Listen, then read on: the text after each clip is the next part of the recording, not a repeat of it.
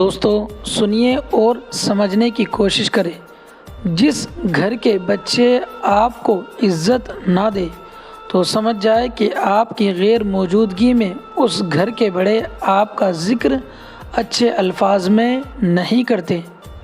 خون کے رشتوں میں بھی ایسے حرامی لوگ دیکھے ہیں جو اپنوں سے جلن، منافقت اور حسد، جبکہ غیروں کی غلامی اور چاکری کرنے پر فخر محسوس کرتے ہیں۔ سجدوں میں گرنے سے پہلے ان لوگوں کو گلے لگائیں جو آپ کی وجہ سے اذیت میں ہیں، کیونکہ دل آزاریاں معاف نہیں ہوتی۔ دوستو اب ہے غور کرنے کی بات۔ مسجد کے باہر ایک فقیر بیٹھا مانگ رہا تھا۔ نمازی باہر نکلے اور کچھ نے اسے اتنا شرمندہ کیا کہ وہ بھاگ کر شراب خانے کے دروازے پر بیٹھ گیا۔ جو بھی شرابی نکلتا اسے کچھ نہ کچھ دے کر کہتا کہ ہم تو گنہگار ہیں، شاید تیری دعا سے ہی نجات مل جائے۔ اس سے میں نے یہ بات سمجھ لی کہ گناہ کر کے شرمندہ ہونا نیکی کر کے تکبر کرنے سے بہتر ہے۔ ہاں دوستو، دیکھو میرا بندہ ایسا ہوتا ہے۔ ایک نوجوان نے دوزخ کا ذکر سنا اور کپڑے اتارے اور جا کر ریت پر لیٹ گیا اور تڑپنے لگا اور کہنے لگا، اے نفس دیکھ دوزخ کی آگ، یہ ریت کی آگ برداشت نہیں، دوزخ کی آگ کیسے برداشت کرے گا؟ رات کو مردار بن کر ساری رات سوتا ہے اور دن کو بیکار پھرتا ہے، تیرا کیا بنے گا؟ حضور اکرم صلی اللہ علیہ وسلم یہ سارا منظر دیکھ رہے تھے۔ فرمایا، ادھر آ، تجھے خوشخبری سناؤں۔ تیرے لیے آسمان کے سارے دروازے کھول دیے گئے اور اللہ تعالیٰ خوش ہو رہا ہے اور فرشتوں سے کہتا ہے کہ دیکھو میرا بندہ ایسا ہوتا ہے۔ تیرے رونے نے فرشتوں کو بھی رلا دیا۔ میرے بھائیوں، کیا کریں؟ کبھی تو بیٹھ کر اتنا رونا آتا ہے کہ ہم کہاں سے کہاں چلے گئے۔ ایک لڑکے کی دعا پر آسمان کے فرشتے اترتے تھے۔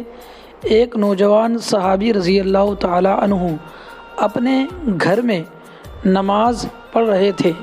غور سے سنیں، دوزخ کی آیت پڑھ کر چیخ نکلی۔ آپ صلی اللہ علیہ وسلم گلی سے گزر رہے تھے۔ آپ نے رونے کی آواز کو سنا۔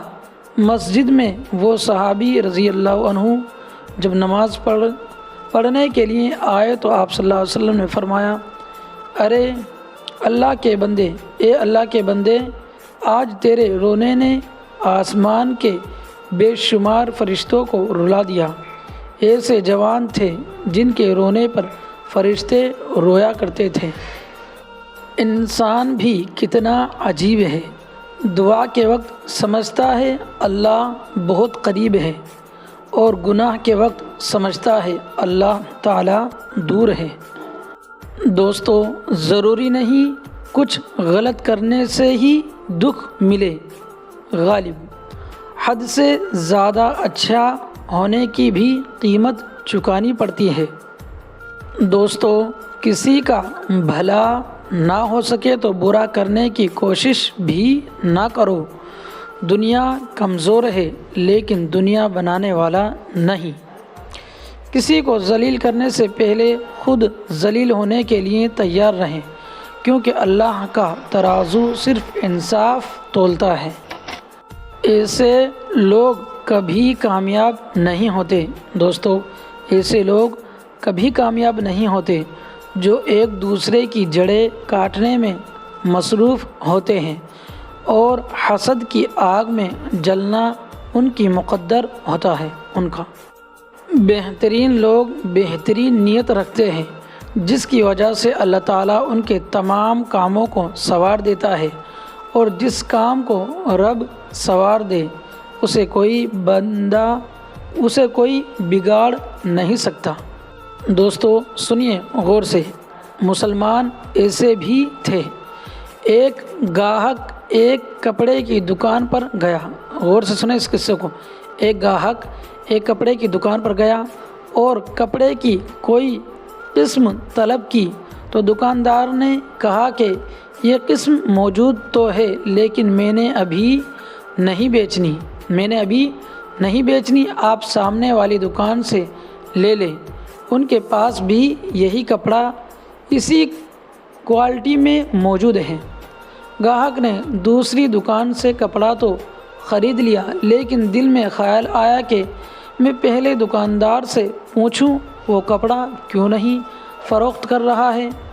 جب اس نے یہ بات اس دکاندار سے پوچھی تو اس نے جواب دیا کہ آج الحمدللہ میری سیل اچھی ہو گئی تھی، لیکن میرے سامنے والی دکان پر جو مسلمان بھائی ہے اس کی سیل آج اچھی نہیں ہوئی۔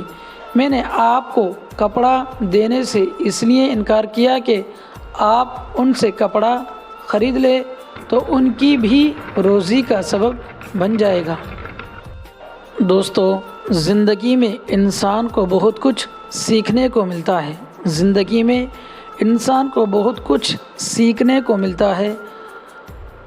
ہر نیا دن ایک نیا سبق دیتا ہے اور آج تک جو کچھ سیکھتا آ رہا ہوں اس کا نچوڑ یہ ہے کہ غیروں کو اپنا بنانا کوئی مشکل نہیں لیکن اپنوں کو اپنا بنانا بہت ہی مشکل ہے۔ سنیے دوستو، تسلیمات۔ جنت کی مٹی۔ ایک دیہاتی نے گارے مٹی کی مدد سے اپنا گھر بنایا۔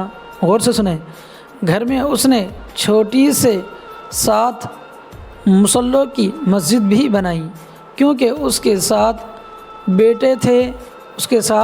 بیٹے تھے۔ تعمیر مکمل ہوئی تو اس نے اپنے بیٹوں کو بلایا اور کہا کہ میں چاہتا ہوں کہ مسجد کی لپائی جنت کی مٹی سے کروں، تم سب بھائی جاؤ اور جنت کی مٹی تلاش کر کے لاؤ۔ بیٹے پریشان ہو گئے کہ جنت کی مٹی کہاں سے لائے۔ باپ کا حکم تھا۔ 6 بیٹے ڈھونڈنے نکل کھڑے ہوئے۔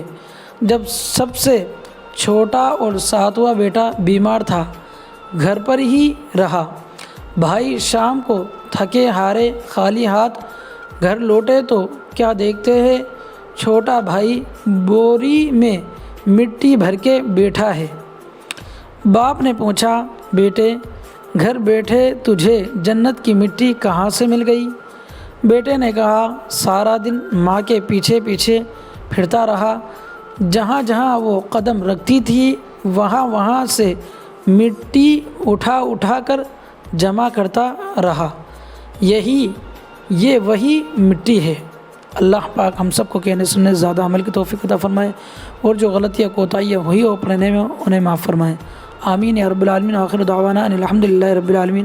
دوستوں، نمازوں کا اہتمام کریں اور اپنے بھائی کو بھی دعاؤں میں یاد رکھیں۔ السلام علیکم ورحمۃ اللہ وبرکاتہ۔ ویڈیو پسند آئے تو ایک پیارا سا کمنٹ ضرور کر کے جائے۔